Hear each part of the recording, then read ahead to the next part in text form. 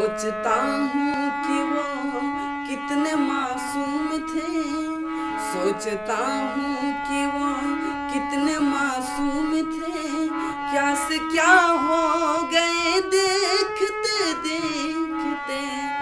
सोचता हूँ कि वो कितने मासूम थे, सोचता हूँ कि वो कितने मासूम थे, क्या से क्या हो गए देखते देखते।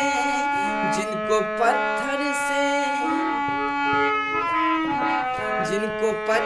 से मैंने बनाया सनम, जिनको पत्थर से मैंने बनाया सनम, वो खुदा हो गए देखते देखते।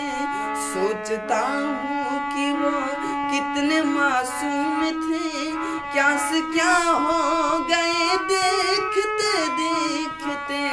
सोचता हूँ कि वो कितने मासूम थे, सोचता हूँ कि वो कितने मासूम थे, क्या से क्या हो गए देखते देखते। जिनको पत्थर से मैंने बनाया सनम, वो खुदा हो गए देखते देखते। अगर आप लोगों को अच्छा लगे तो चैनल को सब्सक्राइब और लाइक ज़रूर करें और कमेंट करें। और रफ़ीगंज में बड़ी दुर्गा देवी स्थान के पास सिखाया जाता है।